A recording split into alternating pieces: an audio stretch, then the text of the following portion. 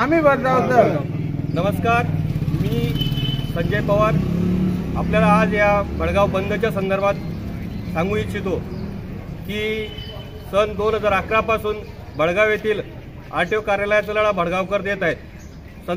संदर्भात सदर कार्यालय हे भडगाव येथे प्रस्तावित असताना व त्याची योग्य दिशेने वाटचाल सुरू असताना अचानक हे आरटीओ कार्यालय भडगाव येथील प्रस्तावित आरटीओ कार्यालय चाळीसगाव येथे गेले असं नुकतंच भडगावकरांना समजल्यामुळे भडगावकर प्रस्तावित आरटीओ कार्यालय भडगाव येथे आणण्यासाठी आपला जनलढा देत आहे। या जनलढ्याच्या माध्यमातून पहिलं आंदोलन 23 तारखेला पेठ चौक आपला छत्रपती शिवाजी महाराज चौकात रस्ता रोको आंदोलन करून या आंदोलनाचा लढ्याची सुरुवात झालेली आहे। त्याचा दुसरा टप्पा म्हणून आज भडगाव बंद व तहसील कार्यालयावर मोर्चा अशा पद्धतीने नियोजन करण्यात येत आहे। भडगावकर हा फार शोषिक आणि सहनशील असल्यामुळे भडगावकरांवर सातत्याने अन्याय केला जात आहे।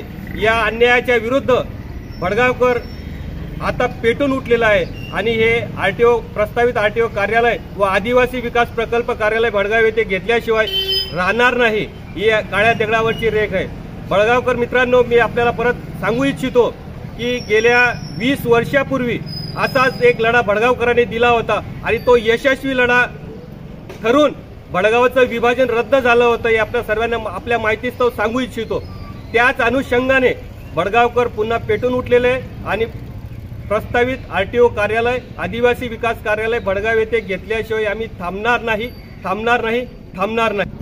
गांधी तीर्थ निसर्गाच्या सानिध्यात महात्मा गांधींच्या जीवनावरील जगातील पहिले मल्टीमीडिया म्युझियम आजच भेट द्या। गांधी तीर्थ, जैन हिल्स, जळगाव। अधिक माहितीसाठी www.gandhifoundation.net वर विजिट करा।